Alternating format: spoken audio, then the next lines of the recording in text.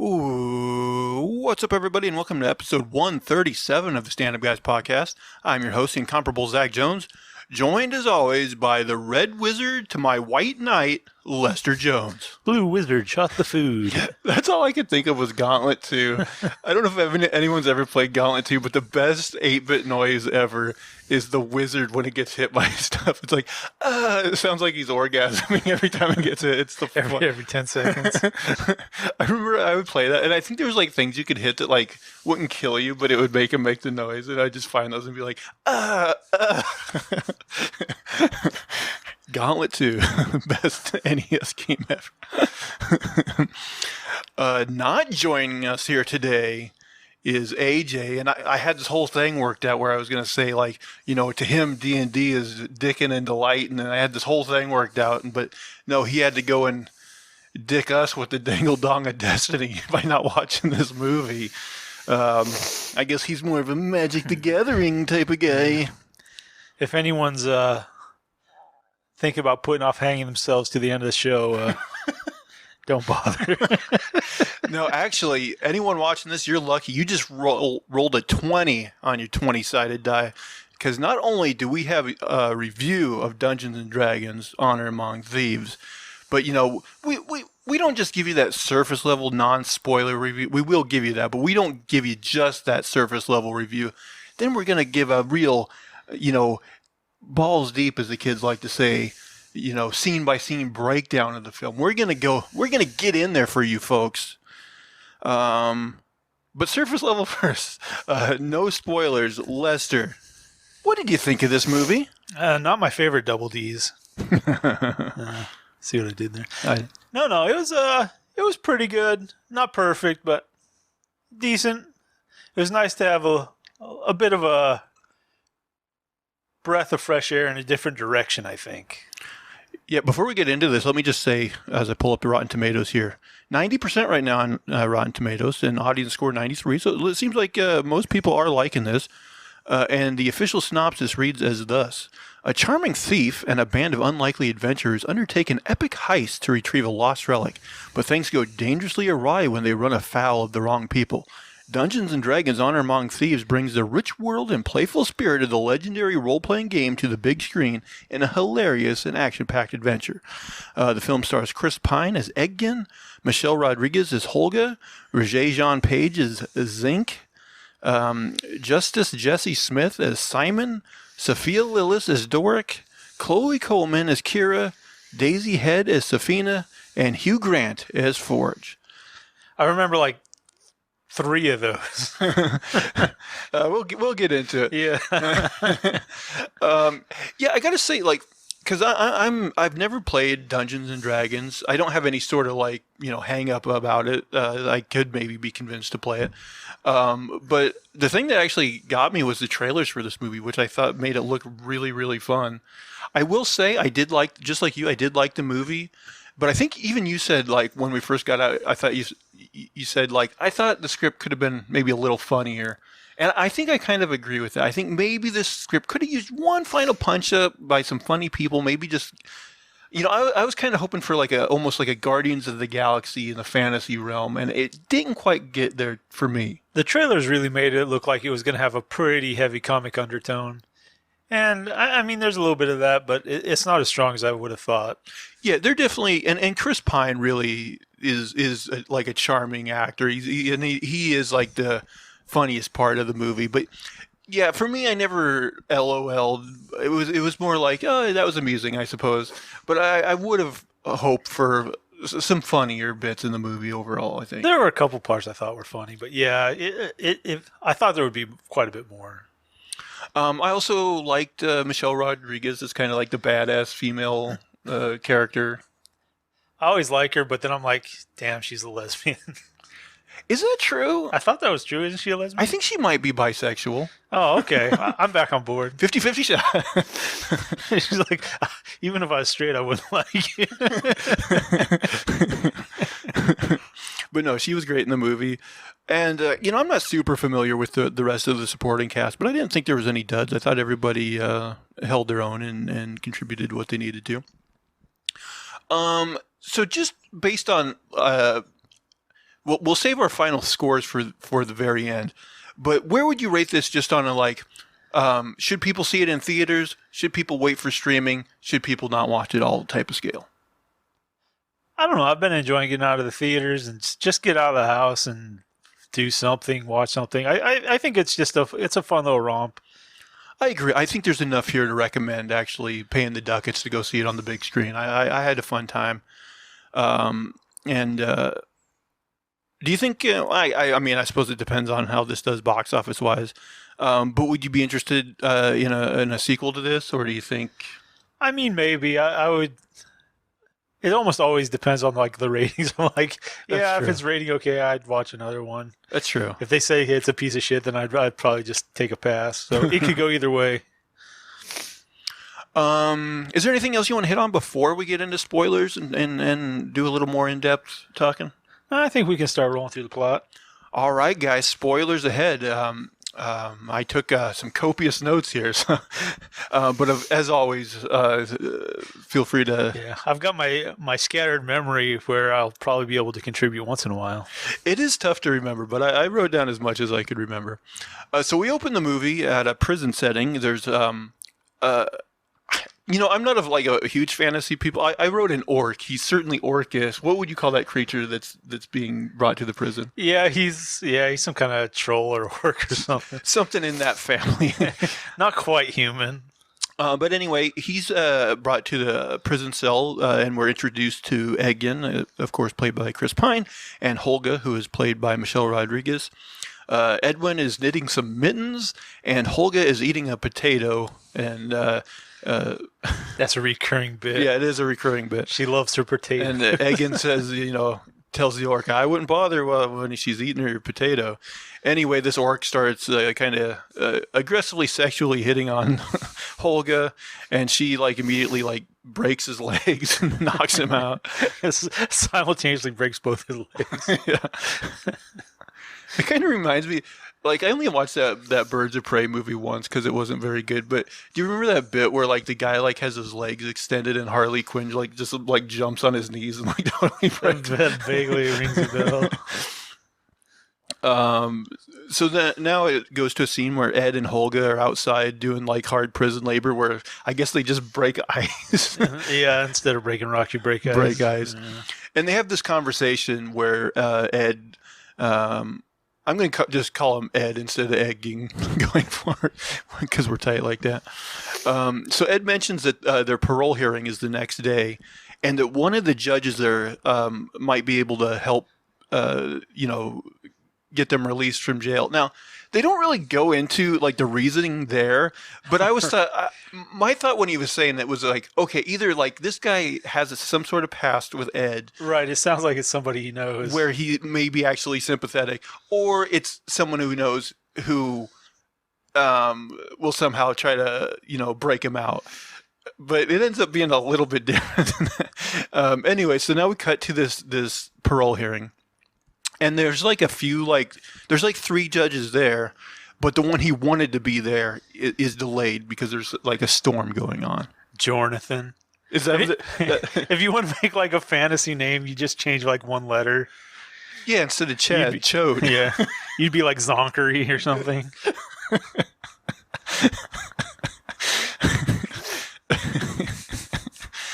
And you, of course, Molesto. It doesn't get Molesto. Molesto the Fabulous. But yeah, so basically he's the Guild of Molesters. That's the guild you want to stay away from, though. Even worse than the Red Wizards. Have a worse reputation than the thieves. They'll steal your innocence. Anyway, so there's 3 judges there, but yeah, Jonathan's missing. So Ed is kind of telling his backstory to gain sympathy to the judges. First off, we find out that him and Holga have been in prison for, I believe, 2 years, they say.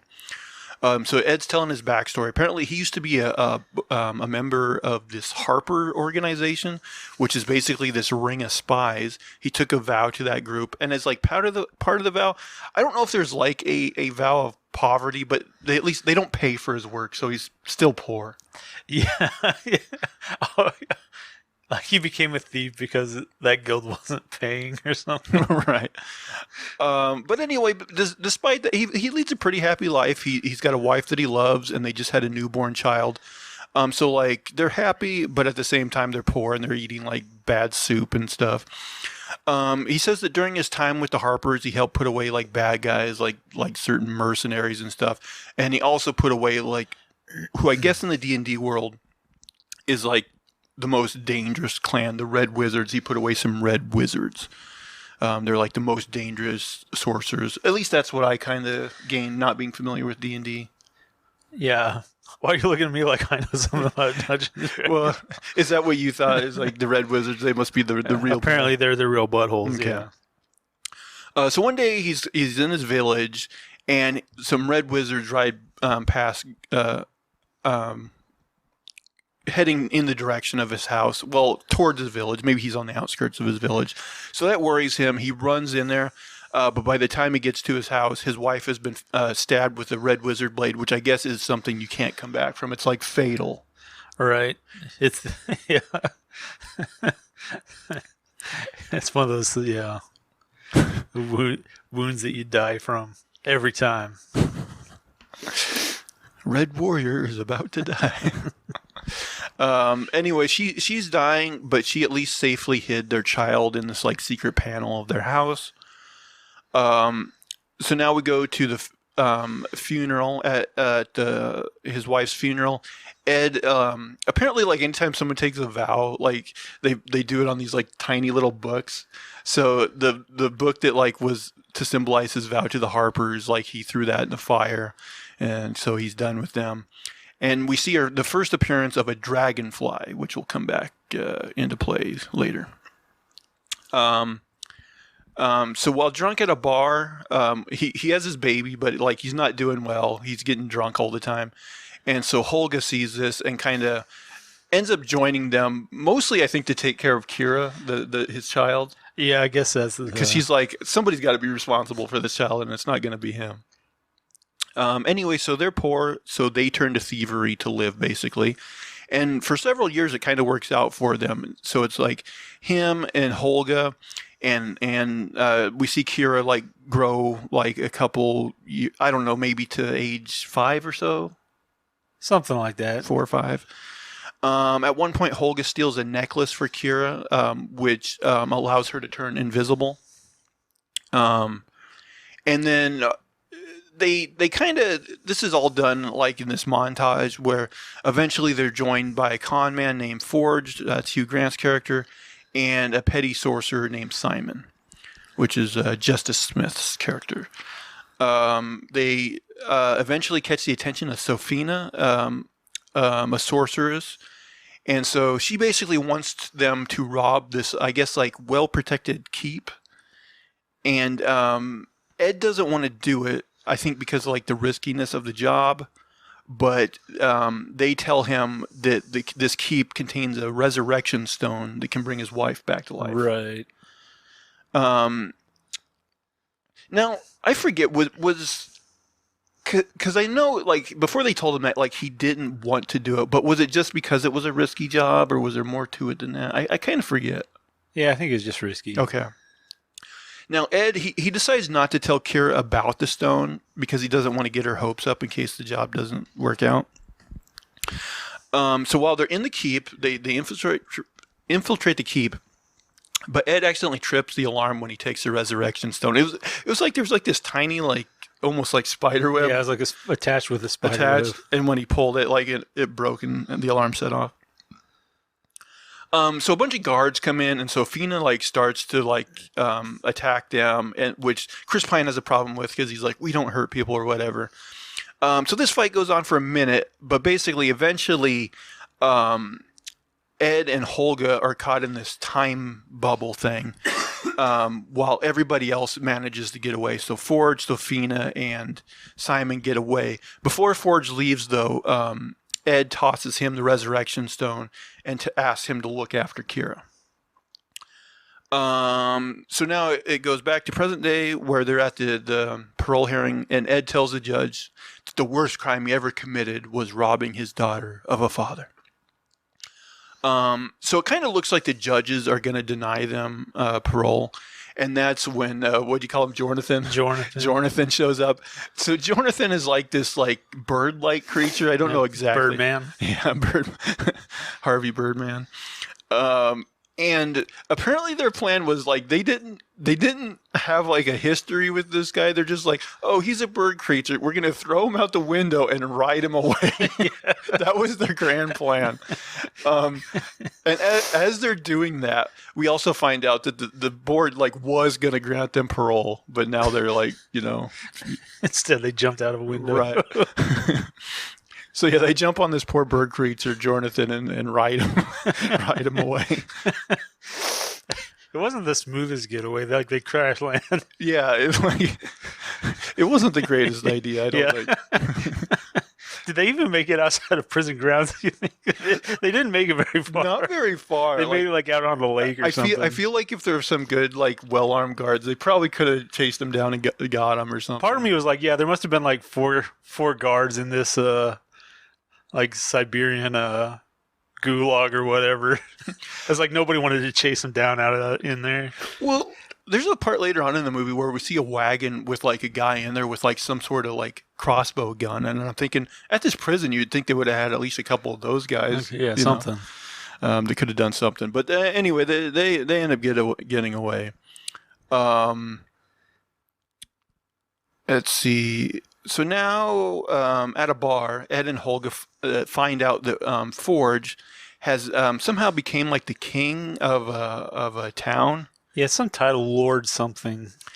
Yeah, apparently, like I was confused because I thought maybe since he was a con man, like he somehow used those skills. But I think like the guy that was the king, like something had happened to him. Or maybe the sorceress. Well, at the end, they make it sound like he'd been put under, maybe like a sleeping spell like or something. Sophia must have put him to sleep or something.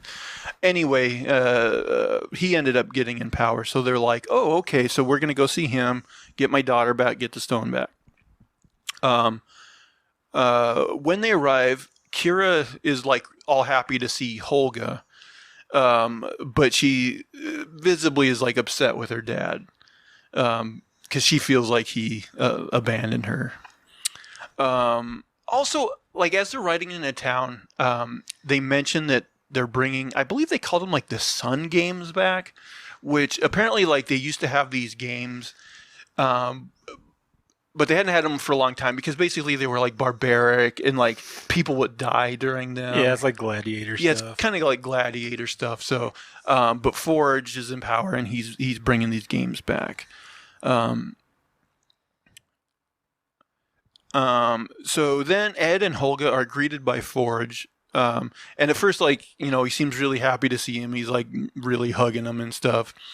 And so they have a sit down with him and he reveals that like, he's still like in line with, Sophia, and she's like aided in his rise to power, here.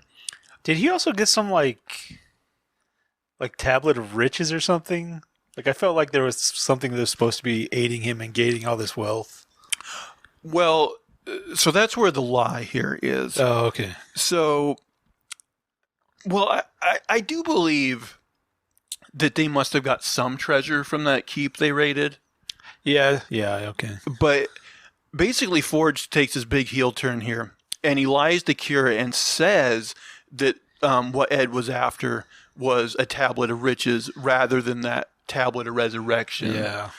To turn Kira against her. Now, here's my thing: is for a long time after that, I think I was thinking it was a tablet of riches, and he just lied to him. I was wondering that too because at this point in the movie, like you don't really know. But one thing, so we found out in their conversation that he has taken care of Kira, and actually Forge has kind of formed like he does care for her, kind of like there's some kind of bond, yeah. Yeah. So she does trust Forge, but the thing here is like I could see where it seems like she would be very distrusting of her dad, but she does seem trusting of Holga, and so I would at least think when Holga was like telling her that Forge is full of shit, that she would maybe at least kind of believe her, but she seems to believe Forge like completely right there.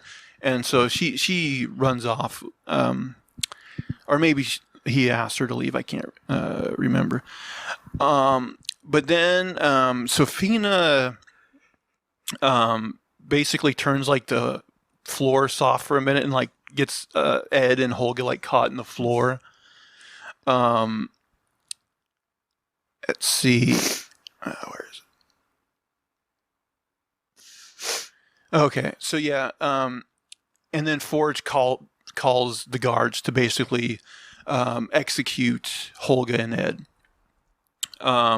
We get a scene between Forge and Kira where he tells Kira that he just gave her dad the stone of treasure or tablet of treasure or whatever, and he took off because he doesn't care about her, turning her against Ed even more.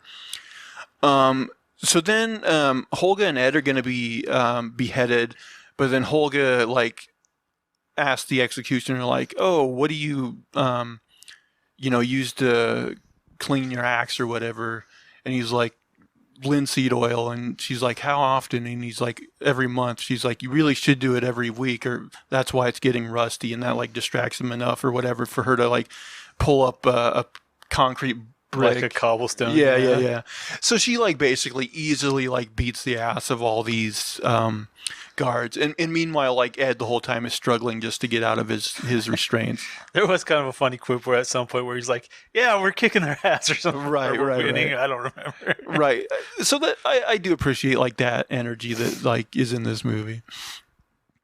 So now they're leaving the town, and so basically they put it together that Forge is bringing back these Sun Games so that like all the rich guys will like bet money on it.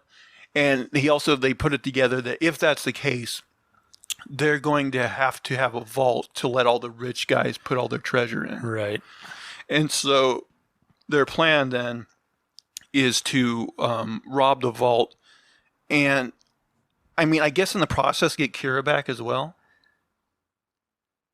Yeah, I assume. I guess it is the thought that the tablet's in with all this stuff. I don't know. I would think so. Yeah, Okay, yeah. I think so. Like he's still trying to get that. So first, so now they're going to put together a group for the heist. First, they need a sorcerer. So they plan to track down Simon, even though he's kind of like not the greatest sorcerer. So when they meet Simon, he's performing like really basic like magic tricks. Like he lights his finger on fire, and he like makes the room smell like freshly cut grass.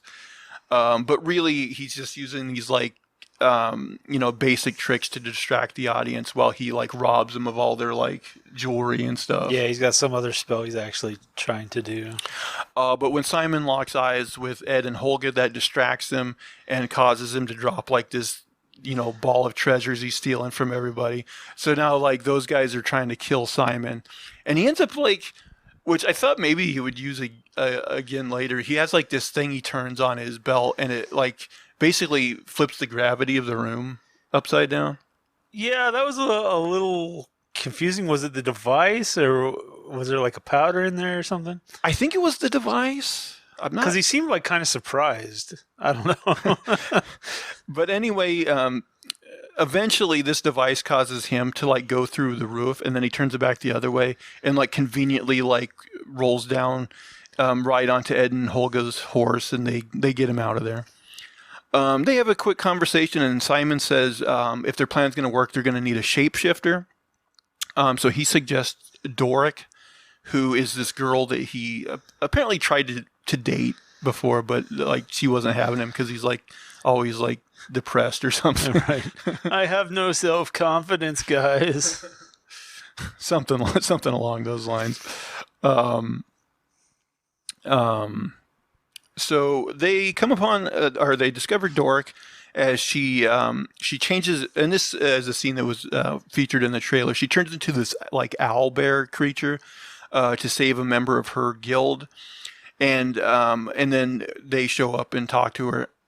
And then, so Doric reveals that basically she kind of hates humans because her human parents abandoned her for being a shapeshifter, and she has like, Even though she shapeshifts, she does have like horns coming out of her head, right? I assume that's like her normal form is like a human with horns. I think so. But she does agree to join the team to bring down Forge, because Forge is basically destroying her guild and her guild's land.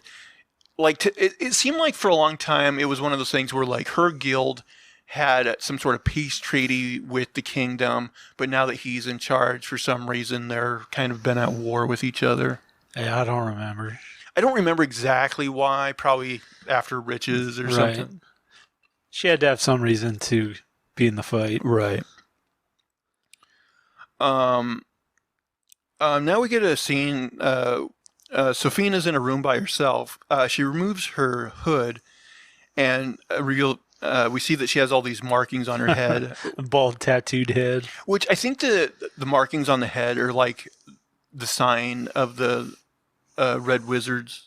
I'm not entirely sure. Sounds fair, I guess. And at the same time, like I think her cloak turned from black to red. Now, this was something I was unsure of. So she has this like conversation with some sort of like dark entity. Remember, there was like some sort of like guy there she was talking to. Yeah. Well, I think that's like, well, there's this whole like thing where like somehow the Red Wizards brought this like death onto like a different place. Right. And I think that was the guy, and that like she serves him. That's what I was getting to. Like it's like the Keymaster Gozer type of thing, right, where like she's trying to bring this guy back into power. I think he's like Voldemort. He's not at full power. He's in the shadows. Right.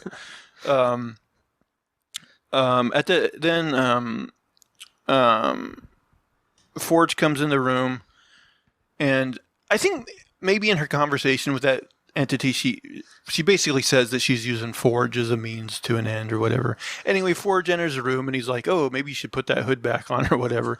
But he's like, I need your help talking to the rich guys. We see Forge shoo away a fly, which ends up being Doric, disguised as a fly. So Doric witnesses Sophia tell these rich guys that the vault is protected by like some sort of really impenetrable spell. Yeah, some magic.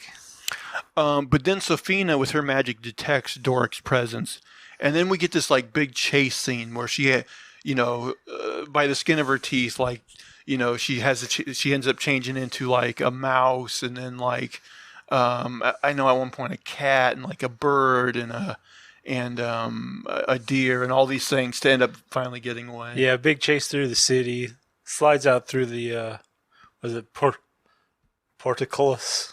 I've never heard that word you just said. The gate bridge on like a castle. But yeah, she narrowly escapes. Narrowly escapes, goes trotting down the road as a deer. But now she knows about the vault and the seal and I don't know what else. That was the big thing. So she mentions the name of that seal to Simon, and he says that the vault can only be opened with like this special helm, and nobody knows where it is. But apparently Holga's clan. Now Holga's backstory is she was part of this clan, but she fell in love with an outsider, so like they exiled her from the clan, and we'll get later on to it's interesting. It's a little bit bring some questions. But apparently that helm was last seen in a battle that involved her people. So Holga says basically that the last of her people to see that helm died, and that they can't have a conversation with him, or I don't remember exactly, but Simon's like, well, actually, I have this special coin, and it allows me to talk to the dead and ask them 5 questions. Simon has a private conversation with Ed where he tells them that, even if we get this helmet, I need to attune to it, and I don't think I can do that. But Ed's just like, well, keep that on the down low. Nobody needs to know that. Oh, well, I don't know if I'm getting everything in order here, but we just talked about this, so let's get into it. So on their way, I think, to the graveyard, Holga does come upon her like ex-husband's house and decides to pay him a visit. So he is like, I wouldn't call him a dwarf, but because of like his proportions, but he is like a much smaller person than she is. It's interesting. Well, because it's Bradley Cooper, Right, Bradley Cooper. and like it's basically just a cameo. It is such a weird one. I assume he's just friends with the directors. Yeah, I guess. I don't know for sure, but that's my assumption. But yeah, he has like one scene, and they discuss their history or whatever. And it's weird because it's shot in like two different things, and like the pieces don't fit together very well. And you're like, this is kind of hokey, but I guess. But yeah, apparently like she left her clan to be with this little man. And also, like, we find out that his new girlfriend's like also like a big woman. Right. I just want to know how the sex works with him. Well, there's another scene later with Holga, and there's another little man, and she's like giving him the eye. Yes, she's definitely got a kink for these little guys. Little guys, yeah. During sex, like his whole body just goes inside. I don't know. But yeah, they also set up this thing where like apparently back in the day, Holga like gifted him a walking stick, and so he gives her back that stick, and she leaves with it. So now they go to this graveyard, and they dig up a soldier. And like they have this whole bit where they end up having to dig up a whole bunch of these guys because they either like mess up with the questions, or like they ask a question which leads to another guy they have to dig up, which leads to another guy they have to dig up. This is a scene that was played for laughs, but I feel like I thought the concept was funny. The concept was funny, but none of the particular jokes were that funny. I thought maybe they could have punched up that. But anyway, they ask these series of guys, and eventually they find out that the last person to have the helm was Zank. Now, Zank is a member of, they mention a tribe that Ed has a history with. Now, I forget the name of that tribe, but is his tribe basically the ones that like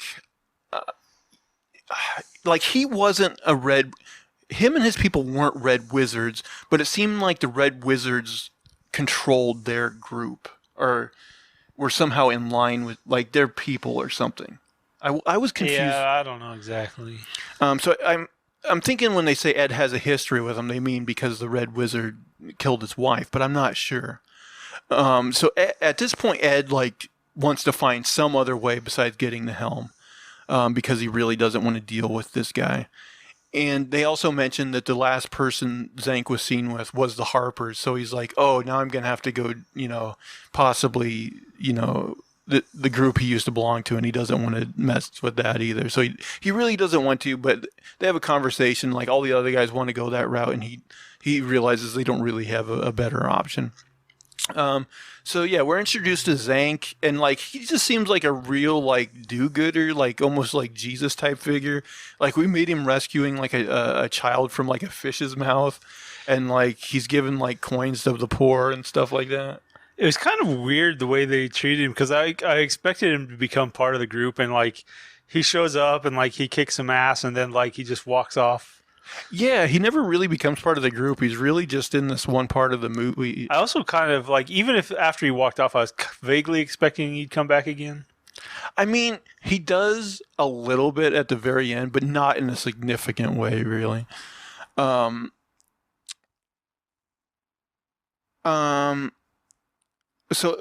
Ed, they have this whole back and forth where Ed and this guy like really don't get along.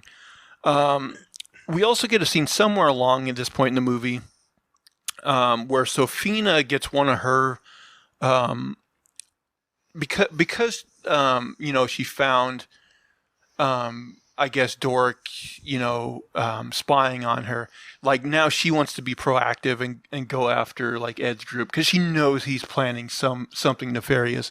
So she hires one of her guys to spy on him. And also has that same guy like kill all the guys that messed up and didn't execute them properly. Right. Yeah, I forgot about that.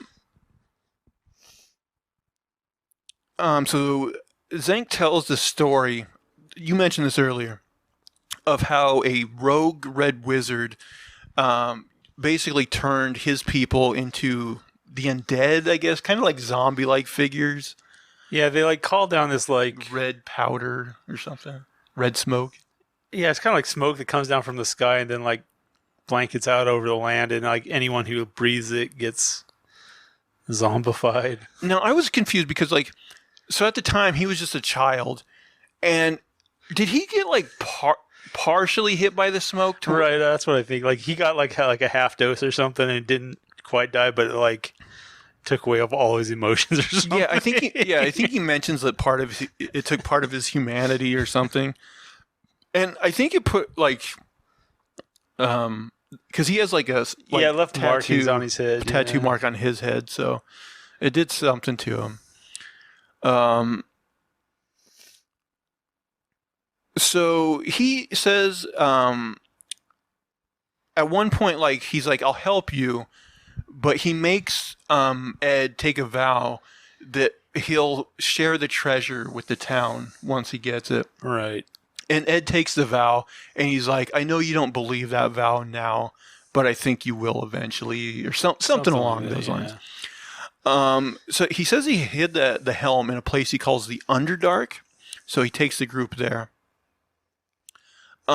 Zank does have a conversation with Ed about the Resurrection Stone, where he says that, bringing back someone to life, you might be robbing them of whatever their new life is. And so that'll come into play as well.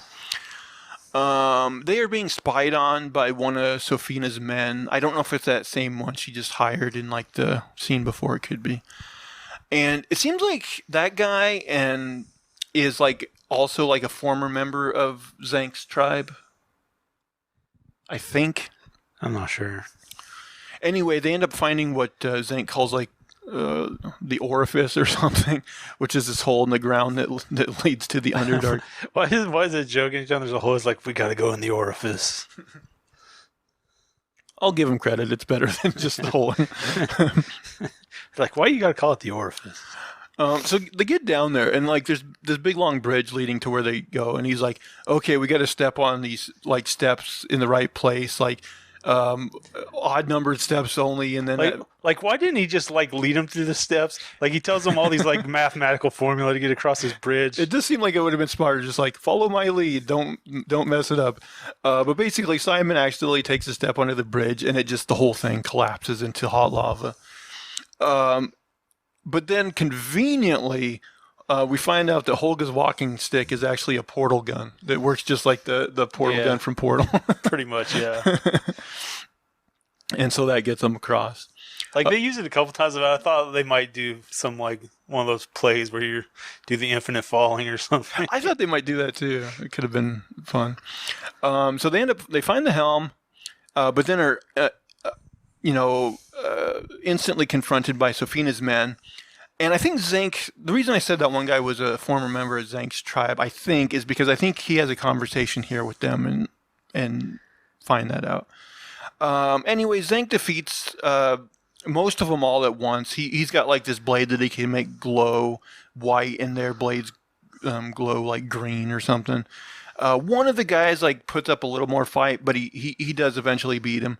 But then I think they instantly kind of start coming back to life. Right, you can't kill them because they're already dead. Right, so he's like, all we can do is run from them. So they do start to run, but then they all basically run into this corner where this like overweight fat dragon comes out. And so the dragon first like eats some of the bad guys and then starts chasing the good guys. Yeah, it's just like sliding and rolling after them. Right. At one point, they use the portal gun again to like get above. Eventually, and this scene was in the trailer as well. Like Ed's about to get eaten, but Zank stabs the dragon and gets Ed out of there. Oh yeah. But eventually, this I didn't fully understand. So they get like cornered by the dragon because it doesn't fully make sense. Yeah, and the dragon's kind of like wrecking shop. And it causes like water to start flowing in as well. And Ed's like, "Oh, I think I got an idea, Simon," and he says like, "You know that trick you did, before." And so what I was thinking here was that he was going to somehow use the anti-gravity thing to get him out. I didn't know how exactly, but instead they waited for the water to get high, and then Simon lifted his finger out and lit his finger, and I guess the dragon had like filled the air with like flammable air or something. Right. Apparently, yeah, they breathed the flammable gas, and then that was just the ignition. Which seems like a horrible plan. But So, can the dragon not create fire in this universe? I don't know. It didn't seem like it was creating fire. Yeah, it seemed like because it would like breathe on them but not actually roast them. So it's like in this universe, like maybe the dragon has to like blow on fire to get a fire stream going. I don't know exactly how it works, but anyway, it causes this explosion, and then it just cuts to them like coming out of the ocean. Yeah. So, well, they're in this cavern that was like leaking seawater. So they're just like, oh, we must be in a cave under the ocean. Let's create an explosion, and then they wash up on shore. Yeah, it was very convenient where you just go, okay, I guess that worked. I was kind of like, I wonder what happened to that guy's finger. He lost his fire finger. He's magic. It's fine.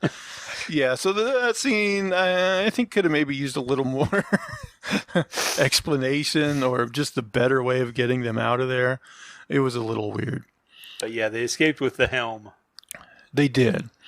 Let's see. So when they get back on land, Simon puts on the helm to try to attune to it. So basically, when he puts it on him, time stops, and he's greeted by like an ancestor, like a great grandfather or something. And I forget their conversation, but basically, this ancestor is telling him that he's not worthy of the helm, basically, and he keeps like hitting him, which causes him to fly back and the helmet to come off, and puts time going again. So like Ed basically in the group just saw him put on the helmet and then it get immediately knocked off of him. They don't know what happens, in between. But Ed basically tells Simon just to, keep at it, keep trying it. And he's going to take a nap because they got like so many hours before they need to go or whatever. So as Ed's sleeping, we get a flashback where Ed and his wife are underneath the blankets, and like I guess like he's afraid of this dragonfly that's in their house or something, and his wife's like, "Oh, stop being a coward." So they get out from under the blankets. He's trying to like capture the dragonfly, but she's like, "No, don't do it that way." And she like opens the window and the dragonfly goes out, and she's like, "See, you just gotta learn to let it out or something." So I'm like, better out than in, I always say. So I'm like, okay, a very obvious metaphor here about him letting go. Maybe a little on the a little ham-fisted, maybe a little bit unsubtle, if you will. Let's see. So Simon keeps failing and reveals that he can't attune to the helm. And basically he tells the group here that about how he told Ed earlier that he wasn't going to be able to, and that Ed had him keep it a secret. So now they're all pissed off at Ed. And then Ed basically gives this speech where he's like, we've all messed up. I mean, I don't even know his words exactly, but it was this rah-rah speech that basically ended up getting them all back on his side. And he said he was the biggest screw-up of them all. And in fact, it was him that got his wife killed. Because... So I didn't mention this earlier, but when they were montaging his life as a harper, at one point he was bringing in a red wizard, and he looked over and kind of saw like the red wizard's gold. Well, we find out that he stole a piece of red wizard gold, but all the red wizard gold is enchanted with basically like a magical GPS. So they were able to follow that gold right back to his house, which is what led to his wife being killed. So from there, the team makes a new plan where they won't have to use the helm. So basically what they're going to do, and I thought this was at least like a creative idea. They're going to use the portal gun to put a portal on like a piece of treasure, like a painting. And then that painting will be brought into the vault, and then they can just portal into the portal, into the vault.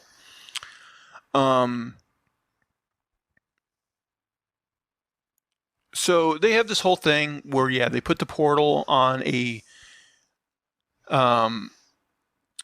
painting, and they like portal it into this wagon that's being taken to the castle. Right. It's very tricky how they get it, but basically they need to put the painting onto one of these wagons so it can go into the vault. Yeah, at some point I kind of got confused, but I'm like, I'm sure someone did the homework to where this portal thing's making sense.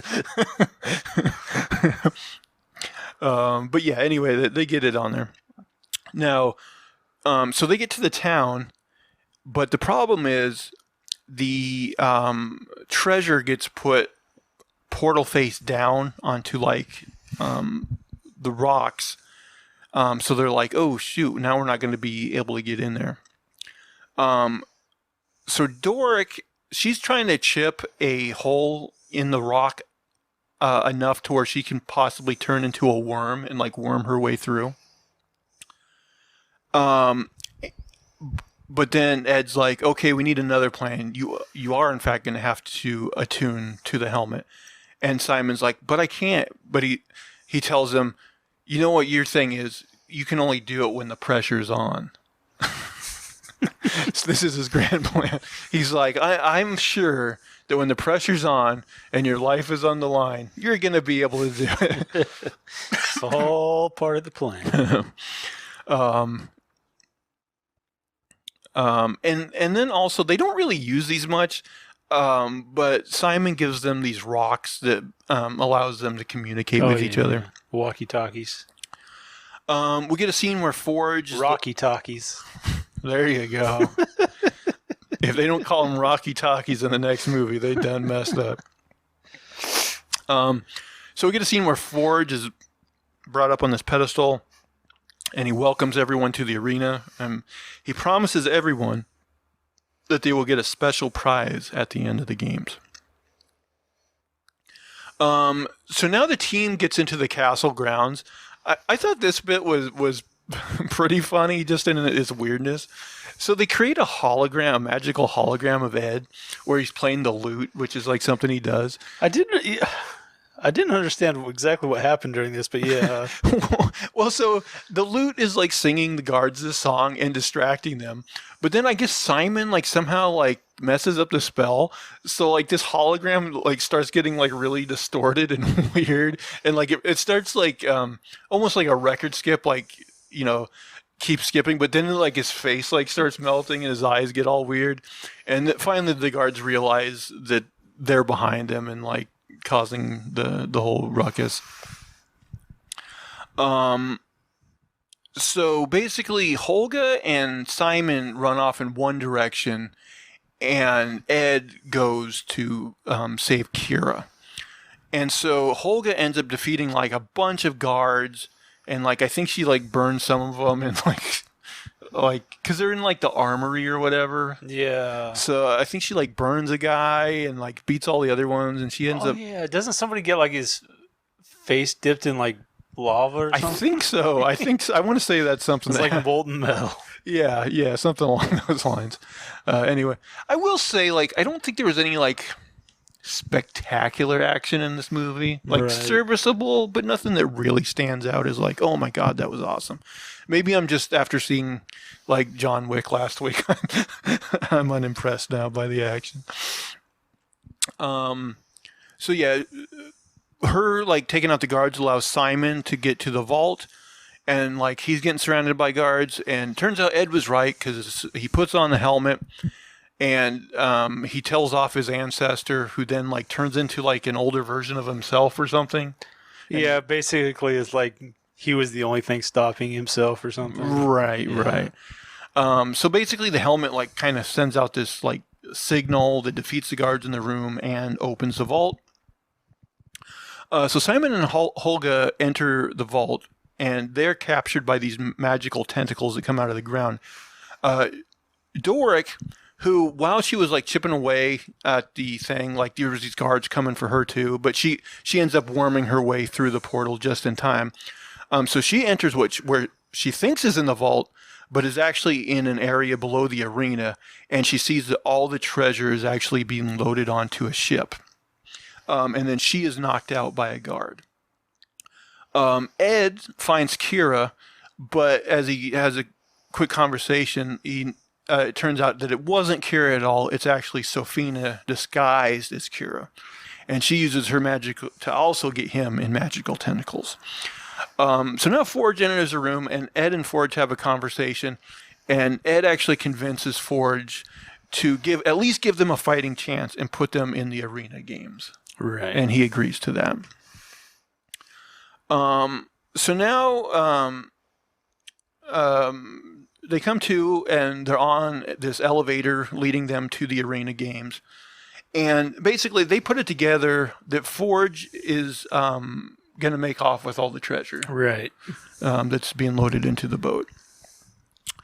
It's revealed that Simon and Doric have magic dampening bracelets on, so she can't transform and he can't use his magic. And so the way these games work is it's basically a huge maze. And there's also other groups of people besides them. And basically, there's these kind of panther-like monster sicked on them. And they have to get to the center of the maze. There's like this cage in the center they have to get to in order to be safe. And there's also like chests that have like weapons in them. And also one from the trailer that the chest is actually a monster and goes after Holga. Anyway, at one point, Ed and Simon get separated from Doric and Holga. And like Doric gets her hand stuck in this weird block of goo. Right. And Holga pulls her out, and it like removes her bracelet, which I'm like, how does that work exactly? That seemed a little convenient. Because it's slimy. I guess. Anyway, after they eventually make it to the center of the maze, but Ed realizes, like, for them, like, this isn't going to help them because they're not going to get away from Forge by, like, they might make it to the next round of the games, but they're like, we're not going to get away. So they end up doing this thing where they all jump into the goo block, and then because Doric has her powers back, she's able to turn into a snake, get out of the goo block, and then pull the other guys out.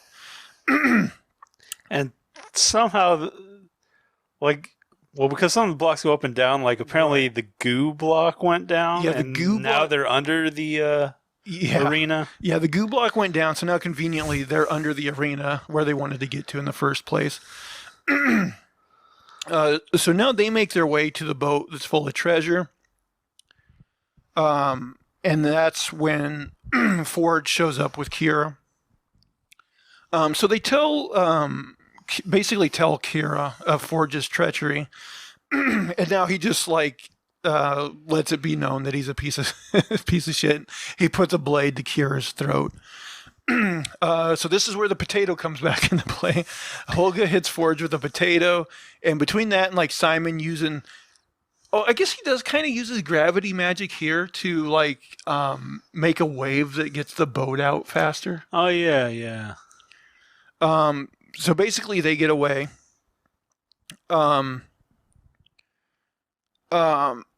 We find out that the reason, like basically Sophia,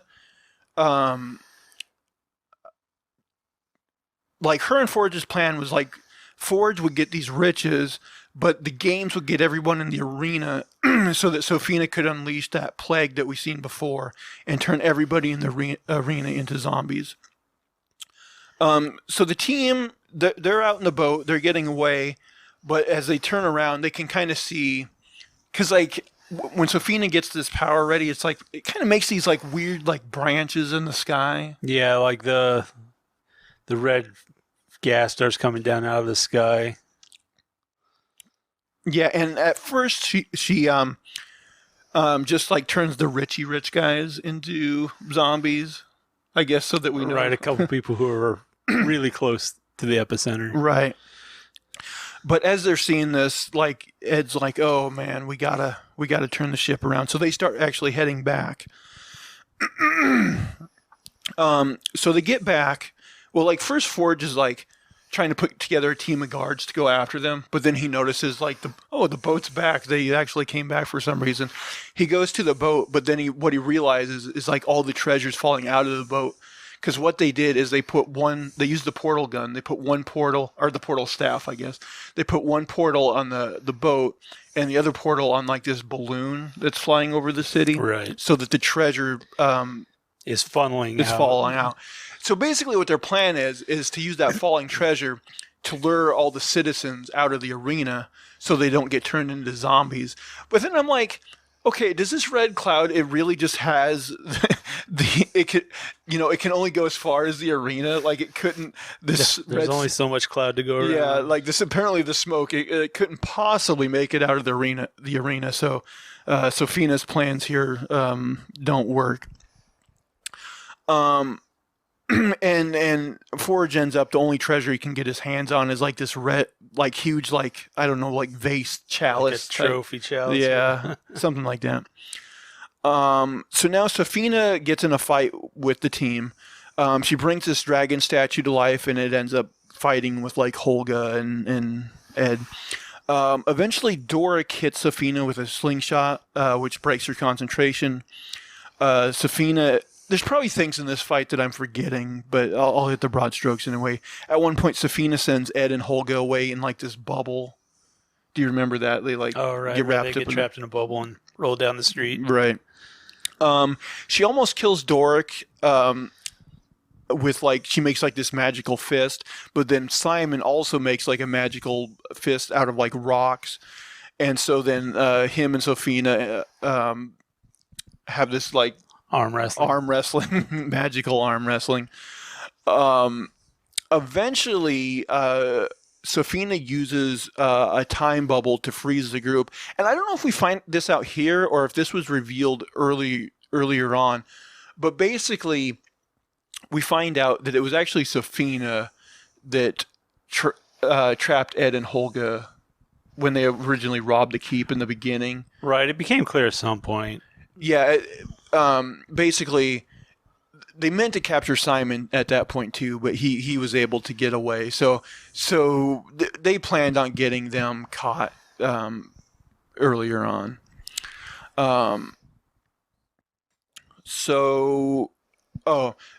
It's now we get a reveal that they aren't actually frozen. They're just pretending to be frozen, because what they did is they had Kira put on her invisibility necklace, and then she put one of those magic dampener bracelets on Sophia. So now Doric is able to change back into her like owlbear persona, and basically we get the Loki Hulk scene from just pummels her from Avengers 1, where she's just like easily just like pummels her, and beats her. So they all win, they're all happy, but then, it turns out that at some point during that battle, Holga was stabbed with the red wizard blade, which of course we know is fatal. Impending absolute death. And so, she dies, as she's dying, a dragon, or maybe right after, a dragonfly lands on Ed's arm. Now, let me ask you this. Do you think the dragonfly is just supposed to symbolize his dead ex-wife, or do you think it's actually his dead ex-wife reincarnated, and that's her new life, as what's-his-name mentioned? I don't know. I just think it's like one of those symbols that comes back. Yeah, I was like, I didn't know if like it was a symbol, or if maybe we're supposed to believe it really is her. Maybe. Let it go. So between that and basically, I think Ed, he has his memories of Kira and Holga together, and basically realizes, that to Kira, Holga basically is her mother, or at least the closest thing she's had to a motherly figure, in her life. So he decides to use the resurrection stone on Holga, and he brings Holga back to life. I mean, I don't think we see her get stabbed in the fight. Like, it just like comes out. Yeah, that's another thing is like it's done totally off panel. Right. And then so when it cuts to her after the fight and like, oh, well, I guess he has to bring her back now. It's like there's no surprise. It's just like, you know what's going to happen. You don't feel bad about her dying. You know she's going to be back to life. Yeah, once she starts dying, you can pretty much go, oh, okay, I know what's going to happen here. And then we just get various like wrap-up scenes. The team are given like medals by the city, like end of Star Wars style. Oh yeah, the old Lord Fauntleroy, he woke up from his slumber. Oh yeah. So he's back in charge. And because of that, like we see Doric's clan, they get like a new peace treaty or whatever with the kingdom, so they're happy. Like you were saying, Holga, she meets another like little man, so she's all horny for him. Doric agrees to give Simon another chance, so he's all happy. And then we get a scene where Forge is captured by that Zank, so he does come back a little bit. And then we end on Forge's parole hearing. He's been in prison now for a year. Oh, yeah. And he tries to escape in the same way that Ed and Holga did by escaping on Jonathan's wings. But now it turns out that they, like, I guess smartly walled up that window. Yeah, they walled up the window and put like a big curtain in front of it. So they just smashes into the wall, yeah. And that's it. That's the joke they decided to end on. Did I miss anything substantial? The finger in the T. Oh, right. Yeah, there was a scene like early on when they first meet Forge where he's like, this tea is scorching hot. We got to fire whoever made this. Like he keeps going back to it like 3 times, and then he holds it up to that red wizard, and she like puts an ice finger in it, and he's like, "Oh, I didn't realize you were going to put your finger actually in it. Right. I'll just save this for later." Right. Yeah. I thought that was one of the better jokes. That was one of the better jokes. I did forget about that scene.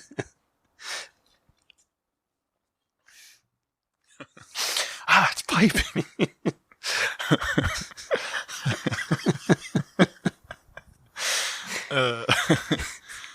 More of those jokes. Yeah, more scalding tea jokes. But yeah, all right. Well, do you got anything else you want to talk about before we get to the scoring round? I think we hit pretty much everything. All right. Well, I guess it's nut cutting time. What would you give Dungeons and Dragons Honor Among Thieves on a scale of 1 to 10? I might go like a 7. It was fun, a little bit campy, a little bit lighthearted. Just something a little different was nice. Yeah, I hate to be a copycat, but 7 out of 10 is what I had in mind as well. I had fun with the movie, but I do think there's room for improvement if they end up doing a sequel. But yeah, I think it just a little funnier. Could have been a little funnier, but an enjoyable time. And it's someone like me who isn't really into fantasy. I feel like this tone makes it a little more palatable for me. So I like it. Okay. Well, I think that's going to do it for us this week. I hope everybody enjoyed our review. If you did, please share it with your, I don't know, grandpappy. Does your grandpappy watch these things? But no, we do thank you. Please subscribe both to the YouTube channel and to the podcast in audio form on your podcast service of choice. Leave us those thumbs up, comments. We enjoy comments. More comments, the better. And if you'd like, you can also come over on Twitter and talk to us on Twitter. Where can people find you on Twitter? At Unsolicited SUG. And even though he's not here, I believe you can find AJ at A Name for This Too, and that's the number 2, apparently. And you can find me at Zach Jones Live. That's ZachJonesLive. And that is going to do it for all of our shenanigans and poppycock this week. Please tune in again next week. Bye, guys. Yeah, have a good one.